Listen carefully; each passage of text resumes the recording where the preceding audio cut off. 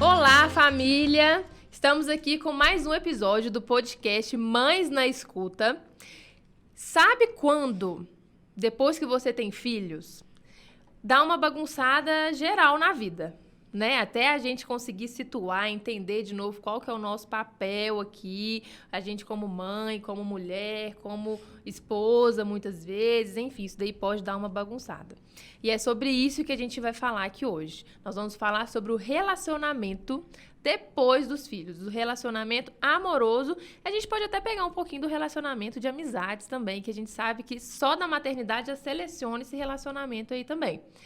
Trouxe aqui uma convidada, a Cíntia, para poder me ajudar nessa conversa. E a Cíntia, ela é mãe da Larissa, de 24 anos, e do Ravi, de 1 ano e 5 meses. Olha o intervalo que ela deu para ter outro filho, né, Cíntia? Corajosa, será?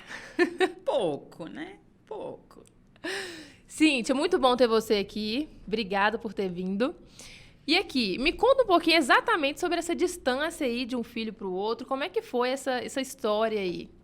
Então, a minha história começou quando eu tinha 18 anos e eu cismei que eu ia ter filho com 19 igual a minha mãe. E aí, do nada, eu falei assim, mãe, vou engravidar. Minha mãe não acreditou. Aí deixou, aí chega eu grávida na minha casa. Mãe, vou ter um neném igual você, com 19. Você namorava? Namorava, era noiva e resolvi e fui lá e engravidei. Estudava na escola normal? Estudava. Estava no primeiro ano do ensino médio. E aí, minha mãe fugiu de casa, ficou 2 dias sumida. Sua mãe? Não foi você? Não, foi ela. Pô, aquele baque, né? Que ela não acreditava. Ela achava que era uma coisa fantasiosa que eu falava e, de repente, minha mãe sumiu 2 dias. E sumiu. E ninguém teve notícia dela. Aí, diz ela assim, ficava andando, pensando naquilo que ela não estava acreditando. E aí, de repente, minha mãe chegou, voltou, ficou sem conversar comigo os 6 primeiros meses da minha gravidez. Não conversava comigo e fazia um enxoval da Larissa escondido. Aí ela escondia, só que ela colocava dentro das gavetas dela e eu ia lá, mexia e achava... Que não era tão escondido assim mais. Aí, com 6 meses, a gente viajou para São Paulo e aí eu tive muita dor de cabeça nesse início de gravidez. Não sei se é pelos hormônios, se eu era nova. E aí eu passei muito mal em São Paulo, parecendo que eu ia dar um aneurisma e ia morrer. Aí ela voltou a conversar comigo. No amor ou pela dor, né? Aí ela ficou preocupada, aí voltou, aí tal. Aí a gente teve um relacionamento normal, aí ela ficou feliz, tal. Falou do susto, mas vida que seguiu. Tive Larissa com 19, igual ela. Aí foi um ciclo, né? Ela com 19, eu tive Larissa com 19. Mas aí, logo em seguida... que eu ganhei a Larissa, eu larguei, dei a louca e larguei o pai dela.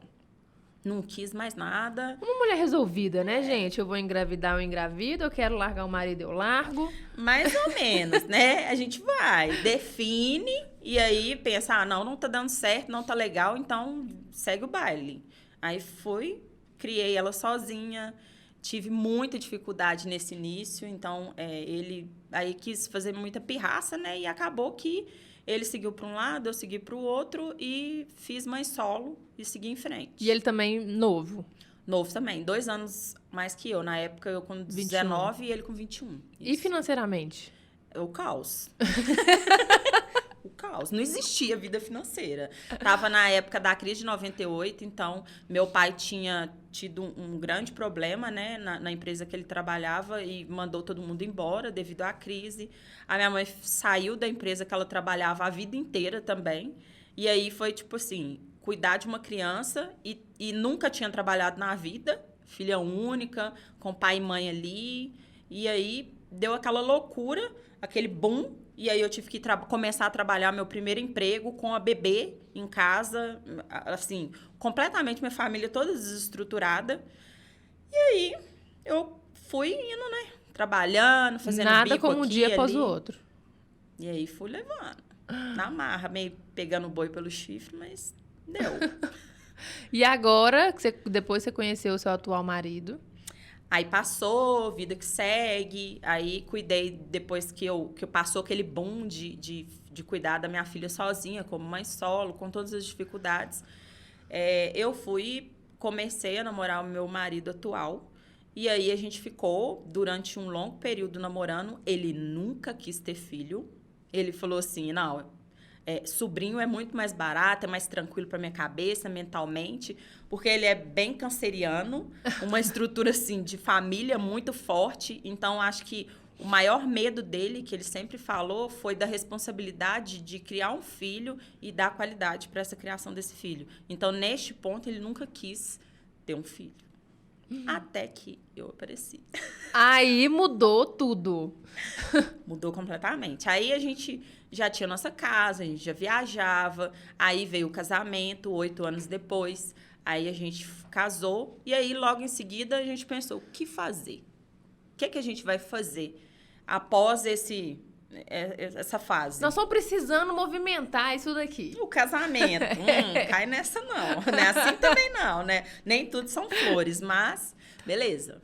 Aí optamos por ter Ravi, mas aí veio 1 ano tentando e nada. Aí fizemos exames, olhamos acompanhamento, olhou se ele poderia ter filho normalmente, aí tudo certo. Só que eu precisava fazer um exame que ia falar se eu poderia mesmo ter ou não. O que estava acontecendo? O que estava acontecendo nesse delayzinho. Pequeno, de 1 ano. Pequeno.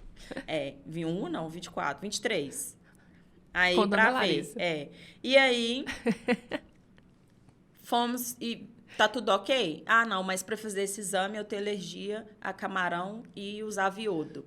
Aí ele falou, olha, se for para colocar em risco eu não quero que você faça. Aí eu falei assim, tá bom, mas eu sou meio tinhosa, né? E eu quero um neném.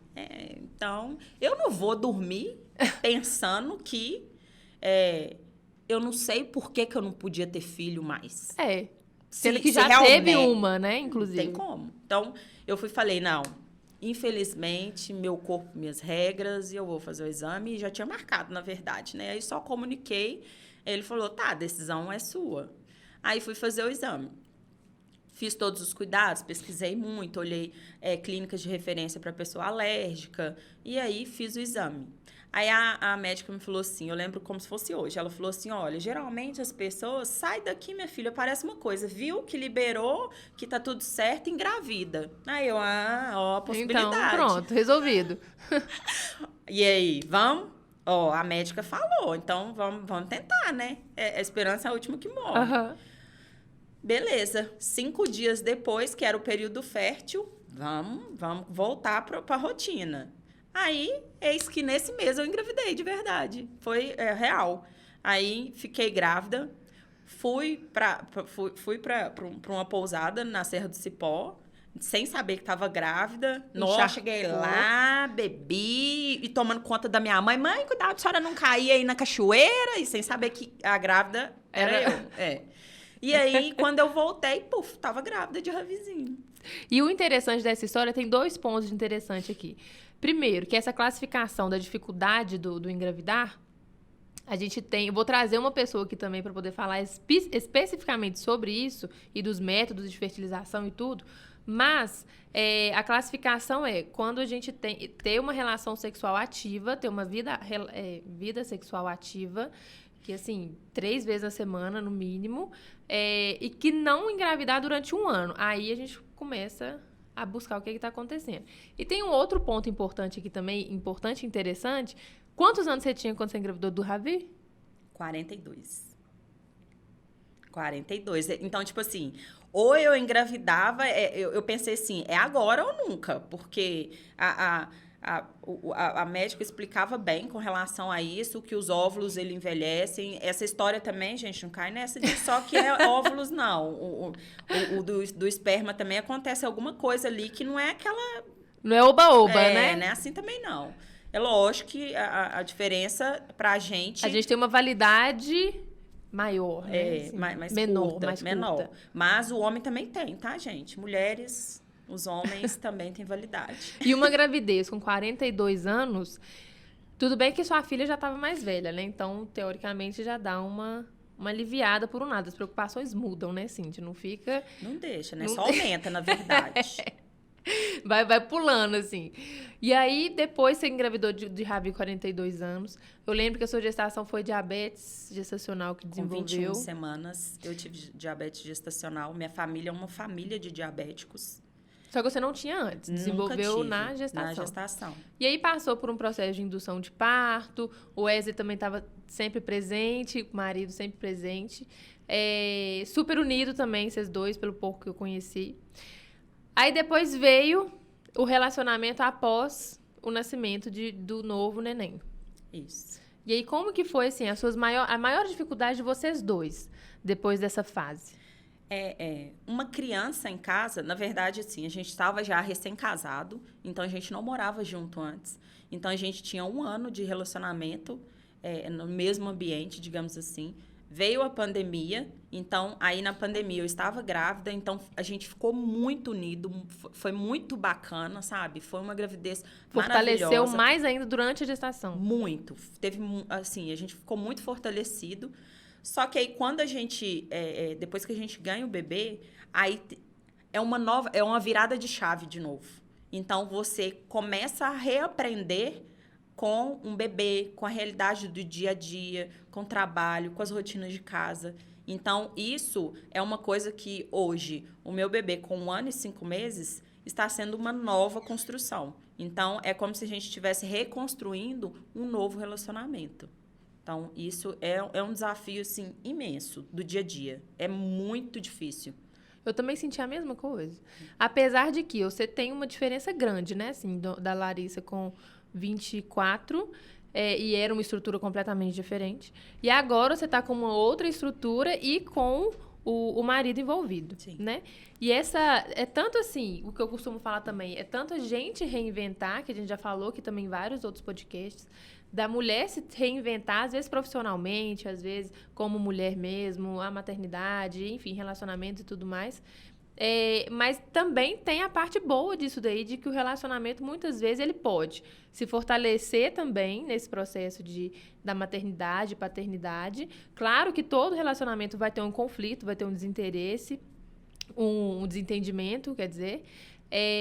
Só que ainda assim tem a parte boa disso daí, né? E a gente reinventar e reconhecer o outro também, depois, né, dessa maternidade, é muito interessante.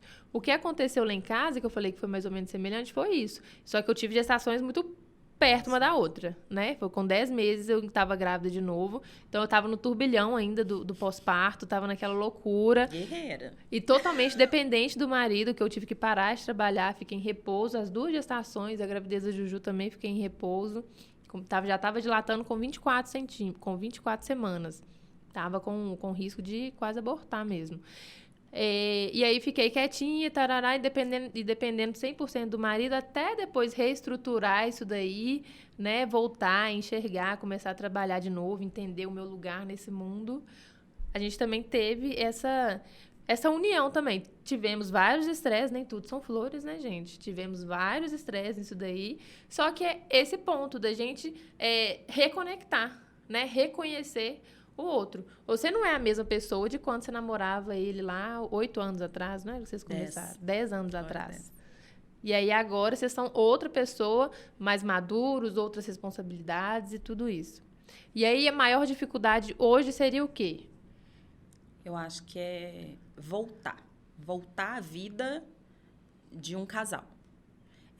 Você tem o cansaço do trabalho, as rotinas de casa, você tem os momentos que você tem com o marido, com a esposa, hoje são, assim, mínimos na individualidade. Então, é uma criança que está dentro do quarto, é uma criança que, por exemplo, eu não me vejo ainda viajando sem meu filho.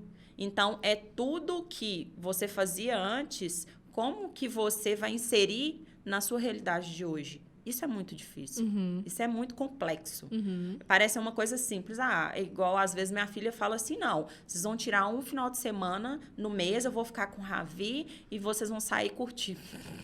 Sonho de princesa. Pode até sair, mas a parte do curtir, a gente fica sempre preocupado com o que tá em casa, né? Isso. Com o que deixou. Não, mas é adolescente hoje, celular o tempo inteiro. Aí você pensa assim, pronto, ficou com o celular, o menino caiu da cama. E aí sua cabeça não desapega, sabe? A dificuldade dessa é esse. É você trabalhar o seu psicológico para realmente desligar e curtir aquele momento de casal. Porque vontade não falta. Não falta. O amor continua, mas é uma reorganização que é muito difícil, mentalmente falando. Uhum. Assim, por mais que você tenha rede de apoio, por mais que você tenha a vontade de estar junto, mas o seu psicológico, às vezes, te puxa muito para assim, você trabalha muito com o seu lado, com o seu lado mais assim, mais... Que tem mais preocupação. Mais racional, né? Mais racional do que sentimental. Boa. Excelente. É isso mesmo. Perfeito.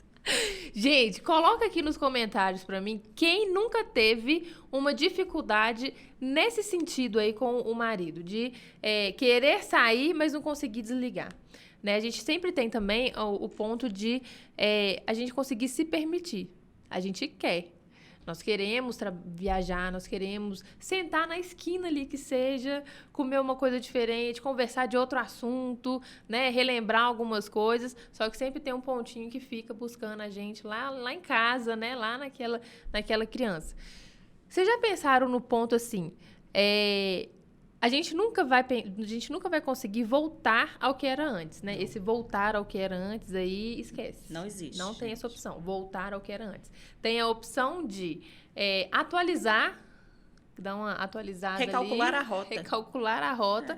De que vamos curtir, gostava muito de sair para tomar para comer alguma coisa, ir num barzinho, alguma coisa pagode. Assim, um pagode. Gostava muito de fazer isso, então vamos recalcular a rota para poder tentar incluir, então, a criança em algum desses eventos, em alguma saída dessa. A gente tem como incluir uma criança. Vamos no pagode de dia, começa meio-dia, tem um espaço kids ali. Esses dias a gente estava conversando no grupo de mães isso. Gente, nós temos que sair, tomar uma cerveja, porque também a gente precisa da individualidade nossa. Sim. Não necessariamente para você... Às vezes, estar bem com uma pessoa, primeiro você tem que estar bem consigo mesmo. Uhum. Então, aí, vão sair, tomar falar mal mesmo de marido, de casa, de trabalho, de família, mas tem que ter o espaço kids. E aí, aonde que é, gente? Porque não dá. Já pensou você com um copo de cerveja aqui, segurando a menina? Não dá, gente. Não dá, a conversa então, não rende. Não rende. Você toda hora tem que parar. Você sai descabelada, cansada, chega em casa... O marido tá lá e você vai falar assim, saiu o dia inteiro, agora põe o menino pra dormir. Não aproveitou nada. E aí, volta naquele ciclo vicioso de cansaço mental. E estresse. Chega em casa estressada e isso tudo vai interferindo também nesse relacionamento. Com certeza. E o ponto, Cintia, de relação sexual pós-filhos? Ai, gente, essa é complicado, né? Nossa. Esse é o ponto. Tem as mulheres, assim, que não é meu caso, que já ganha menina e já tá no pique, né? Bora. Total, bora e pronto. Tô com saudade do meu maridão. Não, eu queria distância, que não dava, gente. É pancada, porque se você tá com o peito cheio de leite, sua autoestima não tá boa, porque você tá acima do peso, seu corpo mudou, sua cabeça tá cansada, a gente fica exausta, né? Então, eu amamento até hoje. Então, tipo assim, é um cansaço físico e mental que, às vezes, você quer simplesmente deitar ali, dormir de conchinha, quietinho, mas o marido já tá querendo. Já tá pronto. Já nasceu pronto. E aí, vai do diálogo entre você expressar o seu sentimento ali e a sua companhia tá ali com empatia para entender aquilo. De coração aberto mesmo. Porque tem homens que não vão entender esse seu momento, tem homens que vão entender, e tem homens que vão entender, mas que realmente é uma coisa fisiológica dele, é uma coisa que... É uma necessidade que eu vejo que homem é muito mais forte, então, às vezes, ele vai ao mesmo tempo que entender, mas isso não tira o sofrimento dele também. E aí eu também preciso de ter empatia com ele. Lógico que eu acho que eu sou mulher e tem que ter mais empatia comigo, que eu, que o parto foi eu, quem dá mamar sou eu. E quem tá mais exausto. A bronca maior fica pro meu lado. Mas eu preciso de entender também. Porque se não tem esse acordo entre ambos, não vai dar certo. Então, é cada um pensar nas limitações, no momento da pessoa, para tentar fazer isso da melhor forma possível. Mas não é fácil. Tem um ponto diferente aí que, pós-filhos, vamos pensar assim, a gente quer estar junto, a gente quer fazer várias coisas junto, voltar, né, ao que era antes, que não tem como, a gente tem que atualizar isso daí. Mas a parte da relação sexual, às vezes, a gente não quer mesmo. Não quer. Você só quer estar junto. Mas não tá afim. Tem o estresse, né? Inclusive, tem um podcast aqui também que fala sobre o sexo, moda e a autoestima.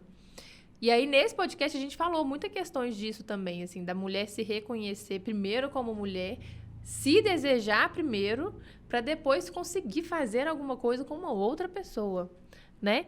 E ainda tem, assim, não dá para ser qualquer hora, de qualquer jeito, não dá. Aí já recebi muitos comentários também, muitas mulheres falando que, assim, o marido quer todo dia, quer um pouquinho todo dia. Aí tem tem até uma frase velha que fala, melhor pouco e com qualidade do que um tanto sem qualidade. E aí vai variando aí de casal para casal. Mas eu acho que muitas vezes as mulheres, elas pensam no pouquinho com qualidade e os homens vão no tantão, né, a rapidinho ali todo dia. E para isso a mulher... Engraçado, lá em casa é diferente. Graças a Deus, meu marido pensa mais com o lado feminino dele. Entendi, o marido ficou diferente. Não é mais aquela coisa assim, não. Mas o prolongar esse momento, às vezes, pode ser assim, chegar num momento que fala assim, alguma coisa tem que acontecer. Mas ele pensa nisso também, ele pensa assim, eu não quero ter aquela obrigação de nada. Tem que acontecer, que seja bom para ambos. E isso é legal. Mas a minha sogra é uma pessoa que é sábia, né? Algumas coisas que ela fala, ela falou assim comigo assim, é simples, lá em casa é assim, me dê um bom dia que eu te dou uma boa noite. E aí eu passo isso. Então, se eu passar raiva durante o dia, algum momento, minha filha, não adianta, depois barata bate sopra não, que comigo não acontece isso não, minha filha. A cara fica feia e continua feia. Eu gostei dessa frase. Adoro. Me dê um bom dia que te dou uma boa noite. É assim, às o vezes mínimo, a boa né? noite... Pelo menos, uai. Às vezes a boa noite dá uma pulada, mas uma hora acontece. Mas a regra é essa, vias de fato, a regra é essa. A regra é clara. Quando dá uma escapulida, mas... E nesse ponto aí, Cíntia, a gente também tem a questão do diálogo, né? Muitas vezes acontece a mulher de não dar conta mesmo, às vezes, de ter uma relação sexual ali de noite. Todo mundo dormiu, às vezes a gente só pensa, ufa. É o filme que quer ver, é uma comida que quer comer ali, sossegada, sem ninguém pedindo, sem parar. A paz. Uma paz. Só que ainda tem, assim, aí vem o marido achando que aquele é o momento, né, de chegar e que vai acontecer, e aí você não quer. E aí o marido muitas vezes pode pensar assim, então não tá me querendo mais, já não gosta mais, fecha a cara e fica sem conversar durante dias, se bobear. E aí, na verdade, não é isso. Não é que você não quer, não é que você não deseja, não é que você não acha bonito, não é que você não tá feliz com o relacionamento, não significa isso, né? Só que muitas vezes para o homem é difícil entender essa parte. Ele o homem tem essa diferença, né? O homem é muito visual, né? Assim, a gente é mais... Muito objetivo, né? Pra ele, ou é ou não é, e pronto, acabou. Não tem muito mistério, né? E aí, se tá cansada, vem aqui que a gente descansa, né? O descansar deles, muitas vezes, é assim. Nossa! Super descansado. Relaxa, exatamente. Eu já recebi vídeo do meu marido que é bom pra gripe, que relaxa, altas... Remédio de dor de cabeça, tudo vários melhora. Vídeos na internet sobre várias coisas que é bom. Que o sexo resolve quase a vida. Aí... Só não resolve a vida financeira. Né? Mais ou menos. E aí, quando a gente tem esse ponto, assim, do diálogo entrando nisso...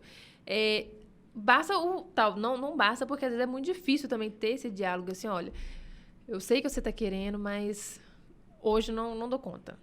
Né? Não é porque eu não te quero, não é porque eu não te desejo, não é por causa disso ou daquilo. Só que a gente não dá pra explicar. Muitas vezes a gente nem conversa, a gente dorme. Vai fazer menino dormir, dorme junto. Né? E assim vai indo. Que pode ser um ponto também dificultador desse processo de retornar o relacionamento, ou de atualizar o relacionamento. Porque o que eu percebo também, né, que tem muito comentário, é que o homem fica com esse ponto de não me quer mais. Agora ela só pensa no menino, né? Só pensa na criança, não pensa mais em mim. Nossa, a Cintia agora só pensa no Ravi, não quer, não faz mais aquela comidinha gostosa, não fica aqui com a gente mais, não senta aqui do meu lado mais, não tem aquele programa, e enfim. E aí você acha que teve essa diferença assim, de diálogo entre vocês dois depois do Ravi, do segundo filho? É muito difícil. Por mais que a gente, às vezes, queira falar, por mais que você, às vezes, queira dialogar, é complexo, porque muitas vezes também a gente está num momento sensível e a gente acaba, às vezes, tendo medo de falar e acabar piorando a situação. Isso. E aí você acaba ficando calada e acaba... É aquela solidão da mulher depois que ganha o bebê. É o medo de você expressar o que você está sentindo para tentar melhorar aquele relacionamento, mas piorar a situação. Aí você acaba ficando com aquilo lá dentro, guardado. E isso é muito ruim. E eu vou falar com você, eu sou dessas pessoas que guarda mesmo e fica uma semana lá com aquilo e eu posso estar puta com as coisas, mas não sei se tem o pi, mas assim. Mas aí eu vou guardando. E às vezes uma situação que você poderia ter conversado... eu sou muito explosiva, então eu procuro não conversar nos momentos que eu estou com raiva, para mim não falar o que eu vou me arrepender depois, porque eu acho que palavras não voltam. Então, aí eu guardo para mim acabar acalmando e às vezes eu guardo e não falo mais. Porque aí vem uma situação boa, mas isso só vai criando uma montanha. Isso é como se fosse uma pontinha ali do iceberg. E por dentro é tudo que você está guardando. Isso só piora, porque aí poucas coisas, pequenas coisas que vão acontecendo no dia a dia, que são comuns, que aconteceu tudo bem. Falei alguma coisa de uma forma um pouco mais ríspida, mas tudo bem. Só falar, peraí, mas... Você vai guardando, você vai acumulando aquilo e o relacionamento, quando você vê, já vai ficando... Sem sentido. Sem sentido. Aí, já tipo assim, quando você pensa, eu amo aquela pessoa, aí você começa a pensar, eu amo, mas tem várias coisas que eu deixei acumular. Então, aquele amor virou um sentimento um pouco mais vazio. Não aquela coisa linda, maravilhosa, não, que nem tudo são flores, mas não é aquela coisa mais com tanto respeito. Não que ele vá me bater, me xingar, fazer alguma coisa, não. Mas não é aquele carinho mais que era mais... A forma de falar... Não é mais externalizado com aquele carinho, aquela doçura na voz. Já é aquela coisa do dia a dia, a rotina. Aí é ali que o trem vai se perdendo. Né? Exatamente. Tem um livro... gente, eu esqueci o título do livro agora. Mas é 5 linguagens do amor, se eu não me engano. Acho que eu já sei. Todo casal tinha que ler esse livro, tinha que saber sobre também essas linguagens do amor. A gente vê essa dificuldade de conversar, ela é muito real. Porque, exatamente por isso, às vezes a gente vai falar assim, vai pedir para pegar uma água.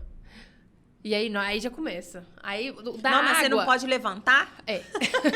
Aí você pensa assim, aí você já pensa assim, carreguei o menino o dia inteiro. Aí pra pegar uma água ele não pode pegar? Não é possível. Aí começa. Aí e é uma coisa besta. É uma coisa besta que aí vai parar lá no que cada um faz dentro de casa, no que cada um tá pagando. E aí já vira aquela bagunça toda. A proporção... E a gente não adianta ficar também no relacionamento tentando colocar o que a mulher faz, o que o homem faz, né? Esse daqui é obrigação sua, essa é obrigação minha, eu faço mais, eu faço menos, e por aí vai. Tem muito relacionamento que, inclusive, a mulher faz tudo, mas ela tá ótima, ela tá feliz daquele jeito, o marido também tá ótimo daquele jeito. Tadinha, né? Já tem mulher... Já tem mulher que tem tudo super dividido, né? Que o marido participa ali de todas as funções de tudo e que não tá feliz desse jeito. Né? Então, de novo, assim, mais uma vez, né? Não tem regra para essas questões de maternidade. E agora a gente está vendo que também para relacionamento tem umas coisas que a gente pode pensar que é incomum. Sim. Toda mulher tem os pontinhos aí em comum desse relacionamento. Mas ainda assim não tem essa regra também de convivência. Só que esse livro, eu acho que todo mundo deveria ler. Porque tem essas formas de amor, essa linguagem, né, do amor, fala tanto assim. A gente acha que o quê? Que uma pessoa vai te amar. Como que você acha que seu marido expressa amor por você? No cuidado. No cuidado. No cuidado. No cuidado e a empatia comigo mesma. Tipo assim, ele tem uma empatia com o que eu tô sentindo, com o que eu tô...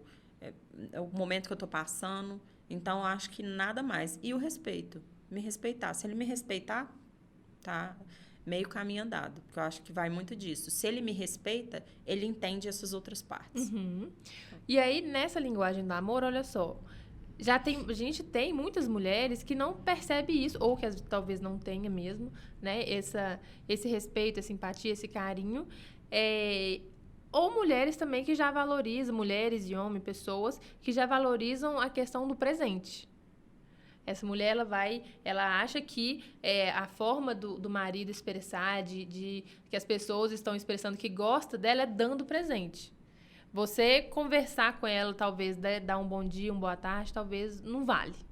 Né? Ela precisa de uma outra coisa, ou o marido também. E aí entra nesse ponto do pós-parto aí. Porque se a gente consegue entender a linguagem do amor do próximo, não estou falando o que está certo e o que está errado, não. São só as formas de manifestar e de entender também, né, o outro. Se você está num relacionamento, por exemplo, que seu marido já entendeu que você gosta de ganhar presente, que você entende que ele gosta de você com o presente, então no pós-parto, se ele para de dar presente, já deu já uma balançou. Quebra de experiência. Ali. Já deu isso daí. E aí a gente começa a entender esses outros pontos. Lá em casa, por exemplo, né? Mais uma vez, a gente tem esse relacionamento também dessa forma, assim. Mais pelo cuidado, pelo entendimento, né? Pela empatia do momento e tudo. Só que eu gosto de agradar mais com o presente, com o físico, do que meu marido. E não porque ele não me dá um presente que eu vou entender se, nossa, ele não tá gostando mais de mim. Né? Ele faz várias outras coisas em volta aí que me fazem entender que ele gosta muito. Uhum. Então, quando a gente consegue entender essa linguagem também, facilita esse conceito também de amor, essa questão do relacionamento, de você entender o que o outro, né, tá passando para você. Às vezes, colocou uma água, você tá amamentando, colocou uma água ali do lado. Isso. Olha, ele tá super preocupado comigo, ele tá entendendo o que eu tô vivendo aqui. Ele não vai conseguir dar o peito, mas ele consegue fazer várias outras coisas em volta aí. Você falou uma coisa super legal, que é assim, muito nesse momento que eu, depois que eu tive dessa última gestação, então é isso. O de madrugada. Então, a madrugada. Ele não dá peito. Mas ele ficava de costa para mim não ter dor nas costas. Então, ele levantava, ele sentava, a gente sentava de costa, ele ficava lá esperando. E aí, eu amamentava. Ele sabia que eu estava cansada. Então, ele trazia água para mim, me dava ali, perguntava se eu queria comer alguma coisa, porque a gente ficou com a fome avassaladora. Então, eu queria comer até, se tivesse microfone, eu tava comendo microfone. E aí, ele trazia o lanche para mim, ficava ali esperando, e aí, enquanto eu comia, ele fazia o Ravi arrotar, porque ele era louco, com medo do menino engasgar, então, ele que era o louco do arroto. E aí, eu comia e dormia, e ele fazia ele dormir. Então, tipo assim... Isso, pra mim, é demonstração de amor. Isso é, tipo assim, não é eu que tenho que levantar, tenho que fazer tudo e ele lá virado, roncando pro lado, pro canto da cama. Não. Era isso. E até hoje, quem dá banho à noite é ele. Durante o dia também dá banho. Então, leva pra escola. Em casa é uma piada pra levar pra escola, pra creche. É assim, tipo assim, se eu tô numa reunião, passou 5 minutos assim, aí eu vou falar assim, vou lá buscar o Ravi. Cadê? Já foi há muito tempo. Já tá lá na porta da escola. Eu falo assim, você fica lá na porta da escola, igual bobo, 15 minutos esperando. Não, mas não pode chegar atrasada, porque senão ele vai entender que a gente abandonou. Aí ele é muito mais assim, sabe? É o canceriano que grita, né? E aí fica aquela coisa. Então, isso pra mim é demonstração de amor. Isso é. Então, a gente briga, a gente passa por uns momentos que são um turbilhão, mas é isso que me fortalece. Então, na hora que eu penso assim, nossa, tá um saco. Não vou aguentar esse homem, não, vou separar. Aí você pensa assim, não, peraí. Olha as outras coisas. Aí eu começo a dosar. Eu acho que para a vida, eu levo isso uma vez, uma liderança minha me falou. Na vida, tudo é 80-20. Enquanto tá 80% bom para você, os 20% é do jogo. É as brigas, é o dia a dia, é o conflito. A gente também não é perfeito. Eu tenho que pensar assim. Então, eu sempre procuro ver assim, eu tô de saco cheio da cara dele. Mas aí eu penso assim, não, peraí, ele deve estar de saco cheio da minha cara também, porque eu sou uma chata. Aí, então, é você pensar assim, não, tá ruim pra mim, mas pra pessoa também deve estar. Qual que é melhor? Então, outro dia eu tava meio azeda com ele, brigando, aí foi pra casa da mãe, levou o menino, eu falei, a paz da minha vida hoje. Fiquei lá, peguei um copo de gin, tô tomando, tranquila, fazendo uma carninha, e sabe, a casa, aquele silêncio. Aí eu pensei assim, não, imagina esse silêncio todos os dias, todos os finais de semana, é isso que você quer pra sua vida? Aí na hora que ele chegou, já tava tipo meio com um sorrisinho, canto de boca, já não tava com tanta raiva mais. Deu pra refletir. Já pensei, hoje tá bom, mas um mês assim, não sei. Aí eu penso, cadê? É aquela pessoa que tá ali sentada comigo, assistindo televisão, assistindo Pantanal. E aí, o que acontece? É isso que você quer? Não. Então, aí você começa a refletir e realmente colocar na balança. A pessoa 80%, ela é o quê?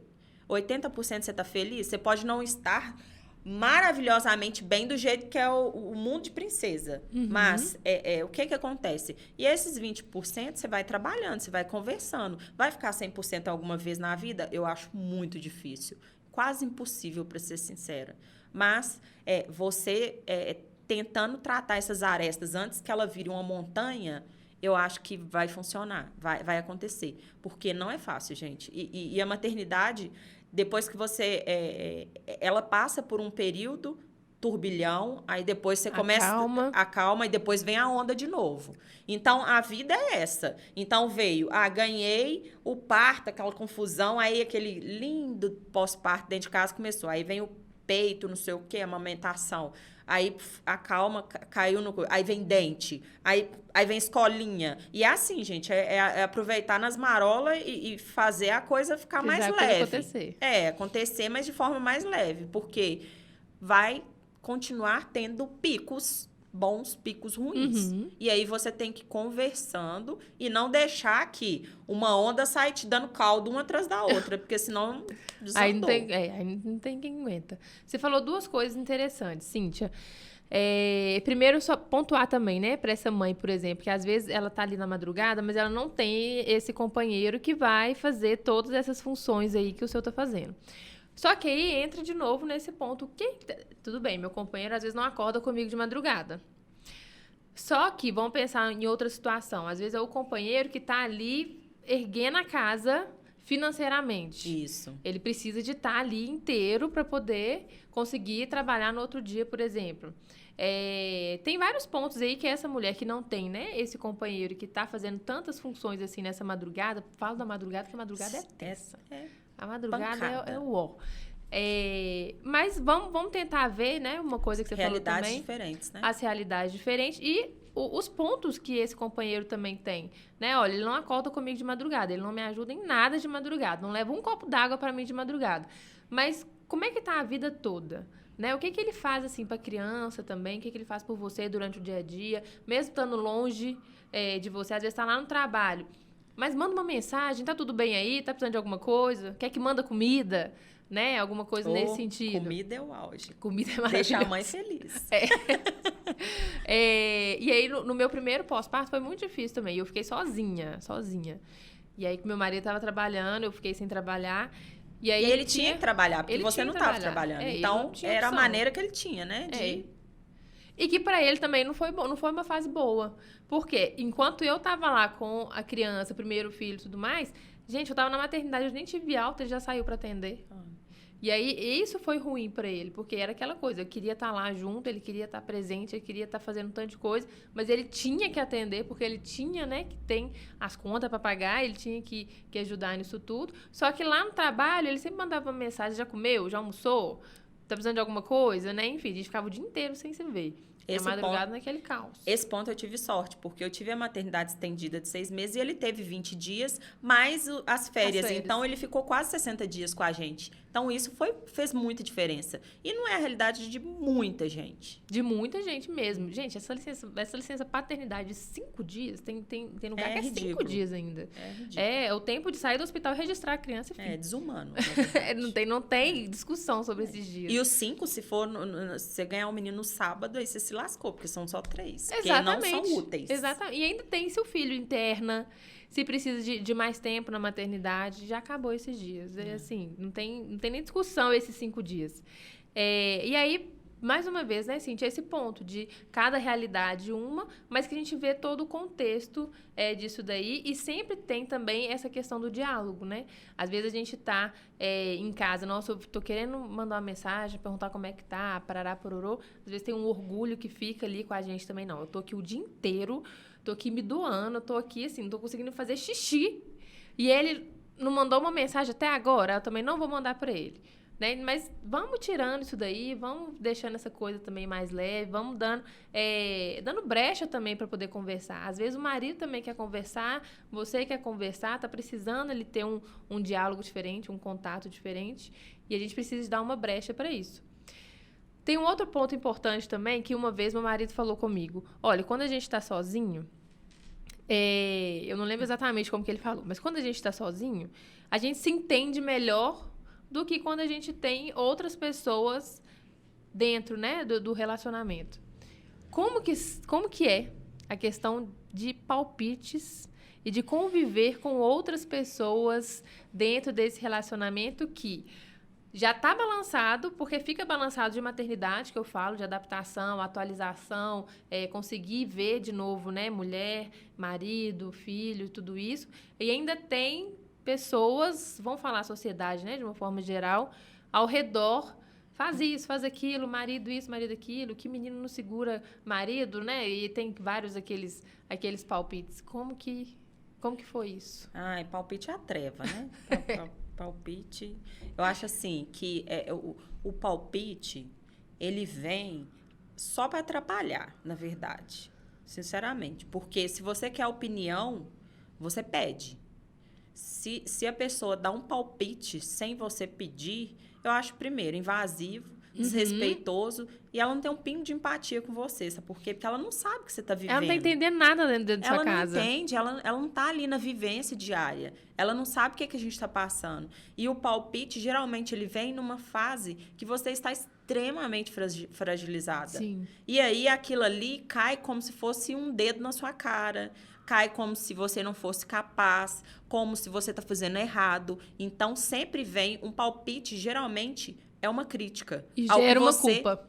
É uma crítica ao que você está tentando dar de melhor. E você sabe que, por algum motivo, não necessariamente é uma culpa sua, mas por algumas coisas que estão acontecendo ali, que não é sua culpa, mas que estão acontecendo. Mas quando vem o palpite, você pensa assim, mas eu podia ter... Será que se eu tivesse feito isso, assim ia acontecer? E acaba gerando um peso muito grande. Tem muito essa questão de palpite de família, de colega. Mas meu menino é assim, meu menino é assado. Tá, seu menino é seu menino, meu menino é meu menino. E são diferentes. Você escuta muito, né? Se você não teve dor no primeiro parto, no segundo, minha filha, é fato. Eu sempre vai ter uma coisa ruim em algum lugar. Sempre está associada a alguma coisa ruim. Então, eu sou a pessoa que eu não gosto de palpite. Aí tem gente que me chama de orgulhosa, tem gente que fala assim, mas por que não pode escutar um conselho? Não, eu posso escutar, mas eu quero pedir. Eu posso escolher também, se eu quero ou não, né? Eu posso pedir, né, quando eu quiser. Enquanto eu não tô pedindo, é porque eu não quero. Agora, uma coisa é você falar assim, você acha que eu faço assim ou assado? Que aí é uma dúvida realmente que você tem. Agora, quem vive com você todos os dias é que sabe o que você está passando, os problemas que você está tendo, para poder entender as ações que você está tendo. Agora, a gravidez, aí vem aquela coisa, né? Era da internet. Qualquer coisa que você coloca na internet, as pessoas já fazem Tirar as próprias conclusões. Você falou pra mim. É. Aí vai ter... Você falou pra mim. Então você tem que pensar que se você tá colocando na internet pra milhões de pessoas... Eu não sou muito de colocar coisa na internet, mas você coloca uma vírgula, aí o povo já coloca lá o texto inteiro. E isso é muito ruim também, né? É uma coisa que você não pode nem falar alguma coisa, colocar alguma coisa. Às vezes você tá com um sentimento ali meio ruim, quer falar, quer extravasar, mas você não tá com um psicólogo, você não quer falar com seu marido. Uhum. Aí você escreve alguma coisa. Eu não sou daquelas pessoas que ficam, dia cruel, não sei o quê. Nada disso. Mas qualquer coisa que você coloca, o povo já cria um estardalhaço com aquilo. Aí vem palpite, aí vem interpretações equivocadas. E isso é muito ruim, porque aí cria um transtorno de uma coisa que já está ruim, já está difícil de você lidar com o psicológico daquilo tudo. E aí vem as pessoas palpitando. Gente, grupos de mães, ó... É muito. É bom, isso. né? É muito. Não, é muito essa questão das pessoas trazerem isso da galera mesmo, de que tá ali a mamãe da madrugada, que a gente chama. E aí é a mamãe da madrugada que a gente começa. Fulano falou isso. Vocês não acreditam naquilo. Nossa, minha sogra trouxe um negócio horroroso. Coisas do mas é o momento de a gente não falar com as pessoas para não magoarem, não tornar aquela situação mais difícil do que já tá, mas é o momento da gente desabafar e não explodir com aquilo, porque é muito ruim. Você já tá... Eu tive o Ravi com baixo peso no começo, por causa da questão da diabetes, de várias coisas. Então, eu tive que levar ele no médico, fazer acompanhamento. Tinha dia que eu ia 2 vezes na semana, e aquilo já era um peso muito grande. E aí as pessoas chegarem e ficarem, mas você não está prestando atenção? Mas não é possível? Mas... não está sustentando? Não está sustentando, seu leite está fraco. Imagina, gente, para uma mãe falar que o leite está fraco, tem muita gente na internet que coloca lá, lindo de bonito, né? O bebê gordinho, né? Não, a questão da maternidade. Peito... Não, você coloca também, você fala também daquele... O peito não é amor. O peito é alimento. Eu sei que é alimento, gente, mas é muito traumático para uma mãe ali que tem um sonho dela de amamentar, de trazer... É um momento muito lindo a gente amamentar. Eu sei que não é alimento, que o meu leite é alimento, que não é amor. Mas aquela troca no amamentar é uma coisa... Disso. É um mundo de princesa, de sonho, sabe? E aí, infelizmente... É ruim a gente ficar pondo isso muito na internet, que é aquele ato de amor, porque tem a mãe que não vai conseguir. E aí traz um sofrimento muito grande. Mas é aquele ato. E para a pessoa que escuta isso e tem aquilo, é uma dor, sabe? É uma coisa muito forte. A pessoa chegar e falar assim, olha, não, seu leite não é isso, não tá dando e vamos. Não, gente, calma, olha... É a forma com que você traz aquilo. E as pessoas, tipo assim, já chegam falando assim, seu leite tá dando conta, põe fórmula. Calma, gente, peraí, é um processo. É um processo e tudo bem. Deixa eu entender isso primeiro, Deixa eu entender, deixa eu desconstruir o fantástico mundo de Bob que eu criei na minha cabeça, aos poucos, não é arrancar aquilo de uma vez. Não é assim, pronto. Eu vou acompanhando o máximo que eu conseguir. E vou tentando fazer algumas ações para melhorar. Mas não arranca aquilo do meu peito de uma vez, não, porque eu já estou passando por um momento frágil. E aí são esses palpites que vai fazendo a gente ficar, sabe, pequenininha, com o coraçãozinho pequenininho.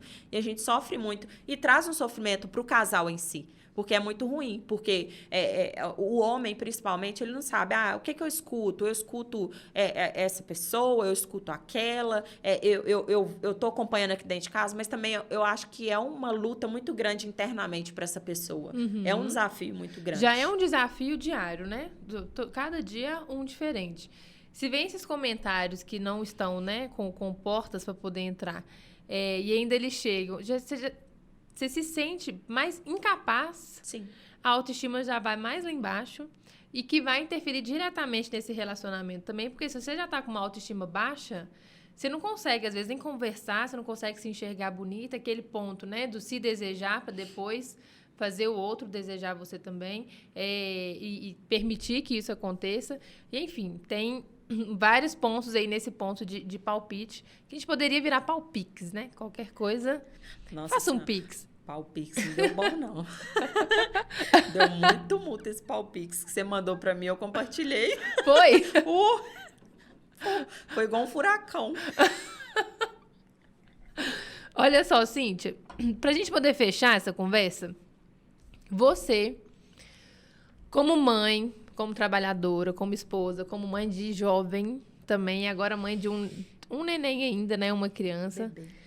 Qual que é a dica que você pode dar para essas outras mães que estão aí? Às vezes, mães que estão com primeiro filho, mães que também não são de primeiro filho, mães trabalhadoras também, mães que estão se dedicando mais à casa, mais ao filho, enfim.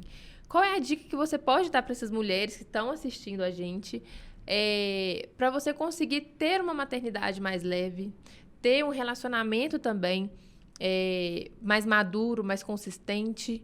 O que você acha que a gente precisa de saber? Eu acho que, em primeiro lugar, se permitam. Se permitam errar, se permitam sofrer, se permitam chorar. Se permitam, porque a gente não é perfeito. Então, o primeiro ponto é isso. Se permitir as fases que a gente tem durante a maternidade, que são muitas. Gente, eu tenho uma filha de 24 e um de 1. Essa fase é eterna. Uhum. Nunca mais nunca mais eu durmo. A minha filha fala assim, tem hora que eu chego lá, só tá até roncando, mas isso não significa que na hora que eu levanto para ir no banheiro, que eu não olho se a porta do quarto tá aberta, se ela chegou, que eu não me preocupo. Uhum. Então, é esse ato. Então, se permitam sentir e se conhecer melhor a cada instante. O segundo ponto é conversar. O diálogo é sempre necessário. Não deixar isso se prolongar muito. Eu não sou a melhor pessoa para falar isso. Às vezes, meu marido vai escutar isso e vai falar, diálogo? Porque às vezes eu fico lá, uma semana muda, sem conversar. Mas essa conversa, eu tô lá, ó. Tô pensando, e vai ter um momento que eu vou chegar e vou falar. Não quero... Eu trabalho isso em mim todos os dias. Tentar falar o mais próximo do acontecido, porque o resultado vai ser melhor. Uhum. E eu também esqueço, às vezes. Às vezes eu fico com tanta raiva, tanto tempo, que eu esqueço, até porque eu tô com raiva.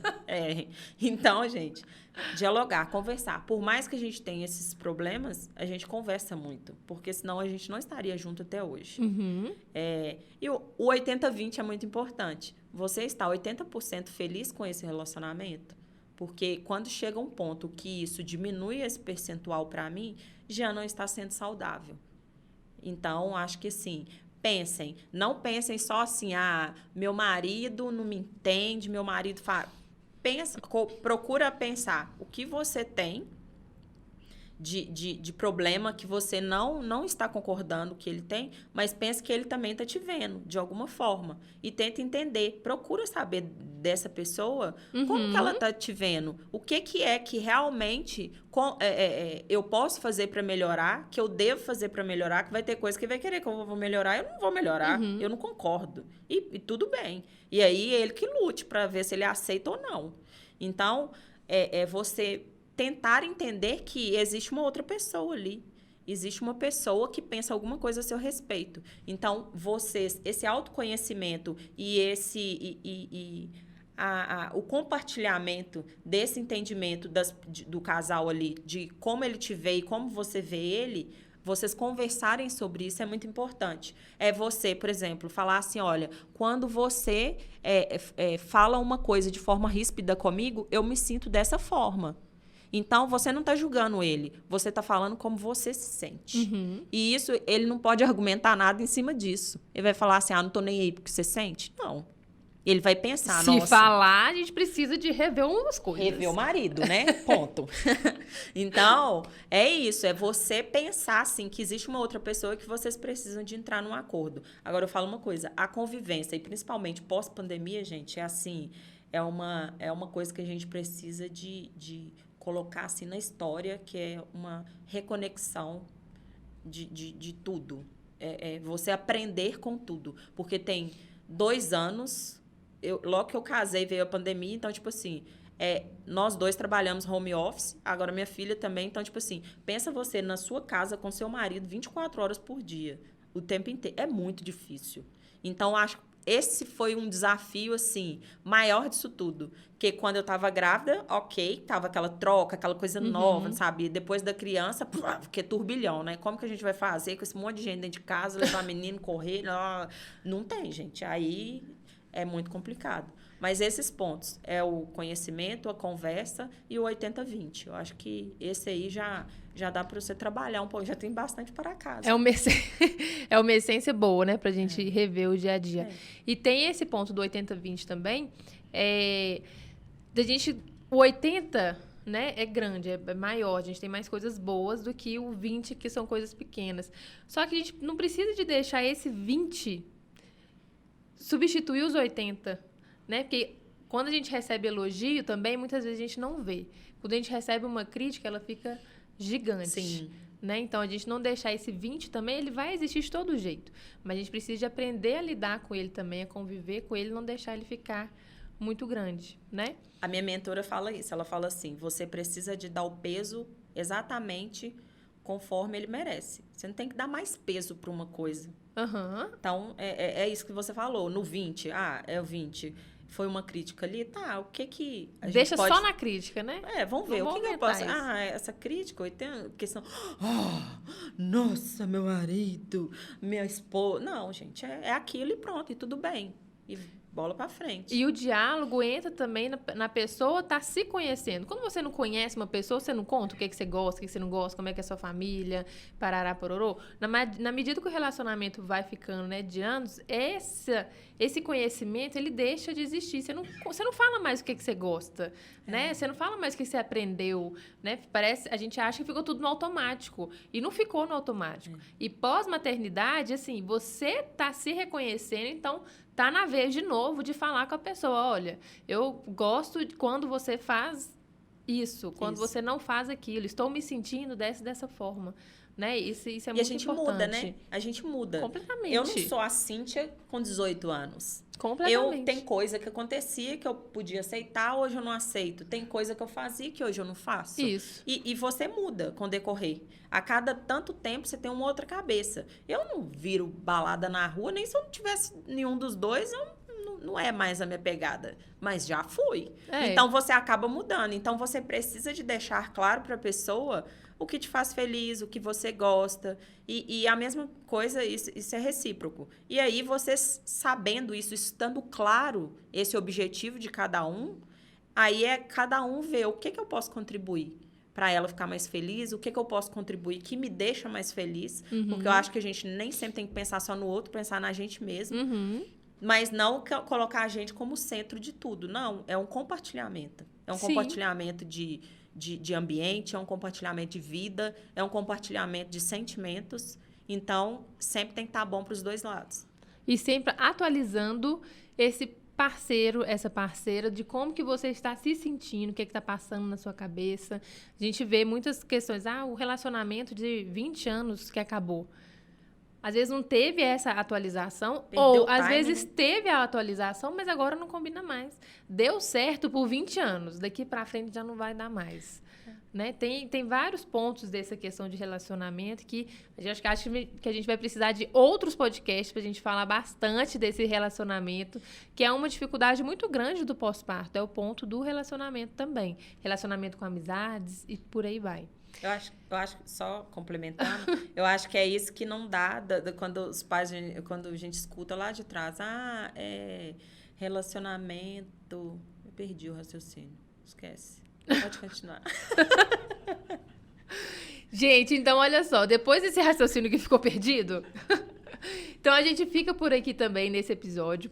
Coloca aí no comentário pra mim qual que foi o pior palpite que você já recebeu até hoje.